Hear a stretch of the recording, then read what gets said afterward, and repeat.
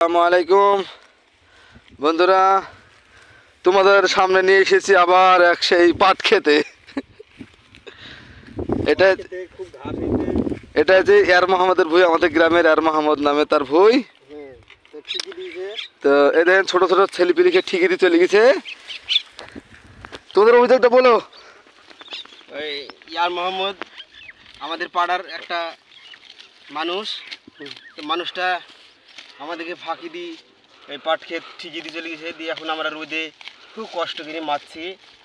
তো ইয়ার মোহাম্মদকে আমরা বলবো যে তোমার ভয়ে খুব ঘাস ছিল আর কাটা লেটি ছিল, কাটা লেটি হাতে শুধু হাই নিয়ে যাচ্ছে, মারতে পারছি নি, খুব কষ্ট করে মারছি।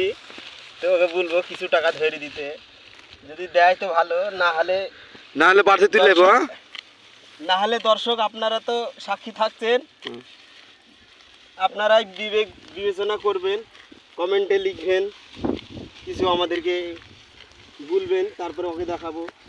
আমাদের অভিযোগ কি তোর কি হেরে যাচ্ছে নাকি বেলা কাটাতে?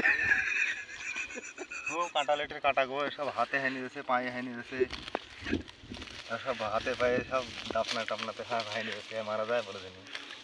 আর কোথাও হানছে না? আরও হানছে, ও এমন এমন জায়গায় হাইনি দিয়েছে, সব বলা যায় মানুষের কাছে, দর্শকের কাছে। কাটা সব এই দেশে কাটা নাকি, আর এসব ঘাস ধারু সব বাদ দিয়েছে। এখন যদি আসে বলে সব ঘাস বাড়ছে না, কি বলা যাবে বলে জানি। তোমাদের কি মনে হয় এই এই ভুলিটি কি তোমাদের ঠকা ঠকা মনে আছে? তাহলে বাবু এখন ঠকা হলে কি করব, তাও মারবো মনে করছি আমরা। ঠকাই হয়েছে, হ্যাঁ ঠকাই হয়েছে, কারণ এই যে ভুঁই এত ঘাস আর ছোট ছেলে পেয়ে ভুগি দুটি দুধ নাকে কন্ট্রাক্ট দিয়ে চলে গেছে। ইয়া মিনিমাম তিনটি লোক রাতে লাগবে। হ্যাঁ, কি বলছো? তাই তো মনে করছি আমরা। এখন দর্শকরা আমাদেরকে বিবেচনা করবে। না, তিনটি লোক তো লাগবে রাতে। হ্যাঁ, অবশ্যই লাগবে। তাহলে তিনটি লোকের জায়গায় দুইটি লোককে ভুগি দিয়ে চলে গেছে।